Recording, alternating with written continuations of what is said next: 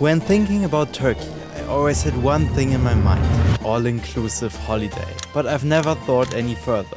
All of a sudden, I got the opportunity to shoot a video in Turkey. So without hesitation, I said yes and went straight on a plane. And who would have guessed that I would be able to fulfill an experience that sat on my bucket list for years in the middle of Turkey's desert. On this trip we met so many nice people, from strangers in our car, our hotel staff, to a guy that lives in an actual ghost town. By the way, we got scammed a bunch of times, but that's another story. So I booked myself a one-way ticket to the middle of nowhere. Stepping out of the airport was a different feel. All-inclusive hotels, the blue ocean, and my expectations of Turkey were gone.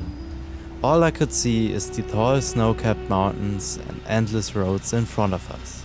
And after watching trees passing by for some time, the landscape began to change, from flat ground to mysterious-looking fairy chimneys. Then I realized it was real. I finally made it to Cappadocia. Being here feels unreal. From watching travel videos that inspired me to become a filmmaker, I always dreamed of staying here, witnessing the magic of hundreds of hot air balloons flying into the sunrise.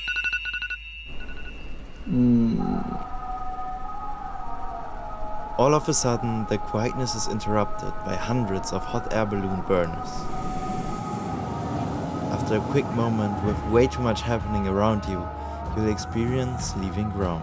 This is my first time in a hot air balloon, in a wooden basket hundreds of meters above our Earth.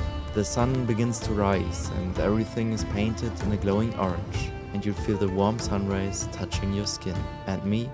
I was right in the middle of this spectacle. Ohne Witz, Leute, das ist einfach crazy. Also Kappadokien können wir definitiv von der Bucketliste abhaken. Das war so ein geiler Moment.